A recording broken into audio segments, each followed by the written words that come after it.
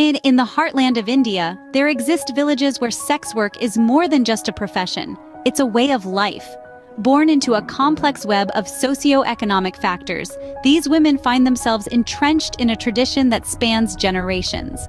The Indian caste system, a relic of the past, still holds sway, casting long shadows of prejudice and stigma. And the British colonial history has left its mark too, criminalizing certain ethnic groups and rendering their menfolk unable to find regular employment. This has thrust the mantle of breadwinners onto the women, who navigate a world of loans, house building, and decision-making, roles uncommon for women in traditional Indian society. Yet, it is here in these marginalized communities where the struggle for survival is a daily reality that we find a resilience that is both humbling and inspiring. However, amidst these seemingly insurmountable challenges, there are signs of change and hope. For many women in these villages, sex work is an inherited profession passed down through generations. Let's delve a little deeper into this. The roots of this cycle can be traced back to a time when these communities were mainly performers, entertainers, if you will. They danced, they sang, they brought joy to people's lives.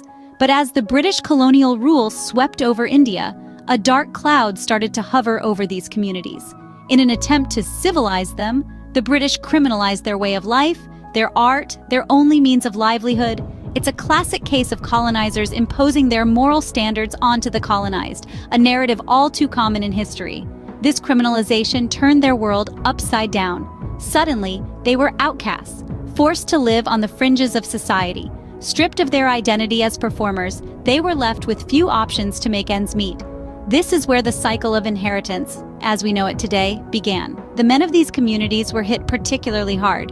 With their primary source of income criminalized, finding regular jobs became an uphill battle.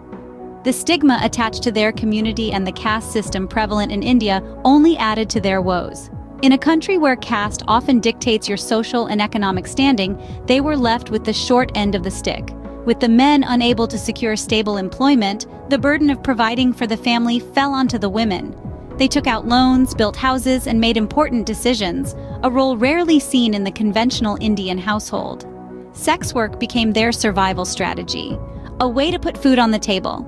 Over time, this profession was passed down through generations, locking these communities in a cycle of poverty and sex work. The men of these communities often struggle to find stable employment, making the women the primary breadwinners. In these communities, women often bear the brunt of the economic burden. The weight of their circumstances is borne with a resilience that's as unwavering as it is inspiring. These women, living on the fringes of society, are the unsung heroines of their communities. They are the ones who, amidst adversity, manage to keep the home fires burning. In a land where the traditional norms often restrict women to the confines of their homes, these women stand as a stark contrast. They are the ones who step out into the world, taking on the mantle of responsibility. They are the ones who take out loans, often from unscrupulous moneylenders, willing to risk their own well-being to ensure the survival of their families. And their roles don't stop at mere financial provision. These women, they're architects, quite literally. They build homes, brick by brick, creating safe havens for their families. They are the ones who negotiate with contractors, who source materials, who oversee each stage of construction. They are the ones who turn their dreams of a secure home into a reality. But perhaps the most striking of their roles is that of decision makers. In a society where women's voices are often stifled, these women are the ones who make the important decisions. They decide on how to allocate resources. They decide on when to take out loans. They decide on the education of their children.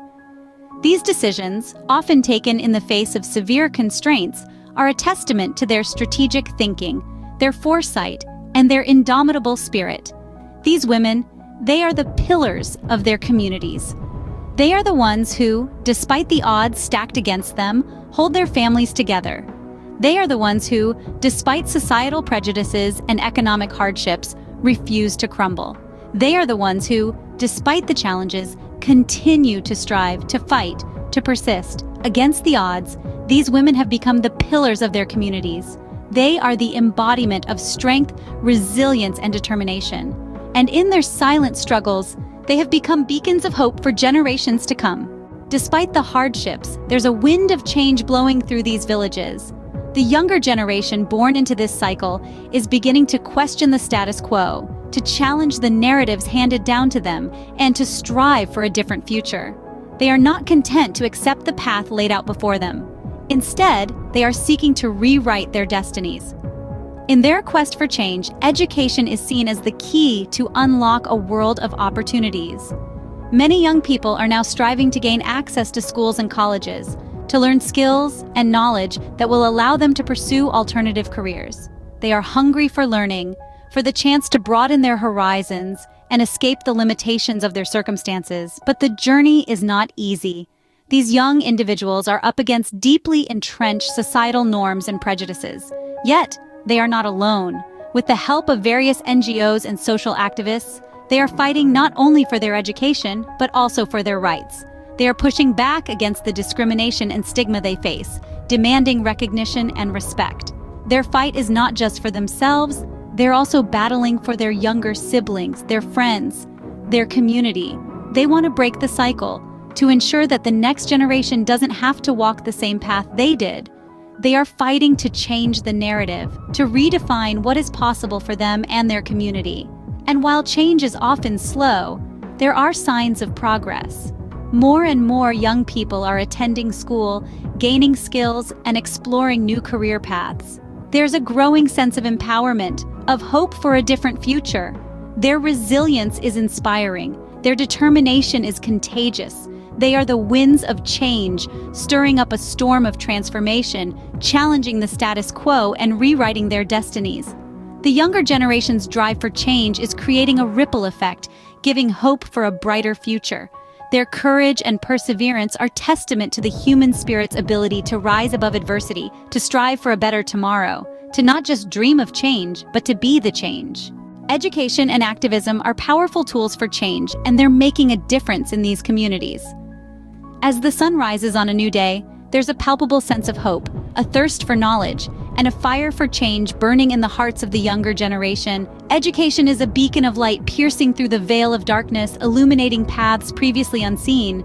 It's more than just reading and writing, it's about understanding the world, questioning the status quo, and envisioning a better future.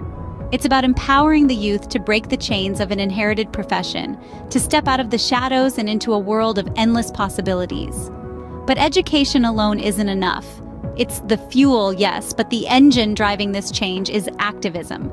Activism stokes the fire of education, turning sparks into roaring flames. It brings together the collective power of voices, transforming whispers of change into a deafening roar that cannot be ignored.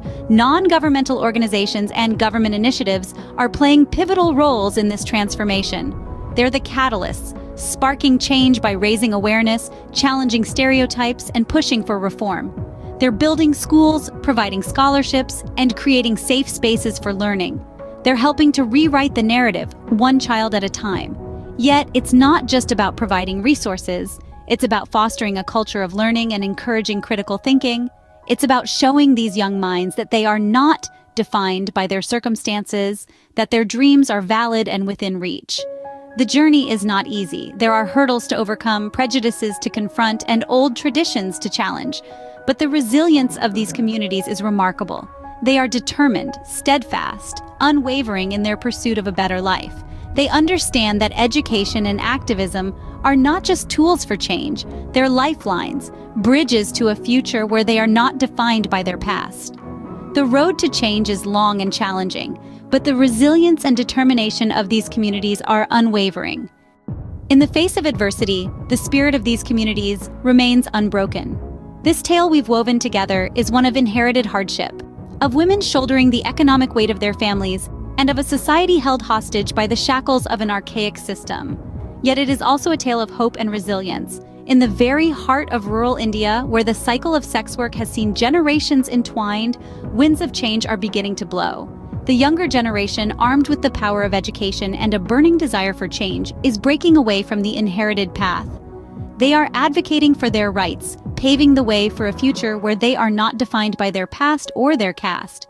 While the journey towards a better future is far from over, these communities continue to fight, inspiring us all with their strength and resilience. This is not just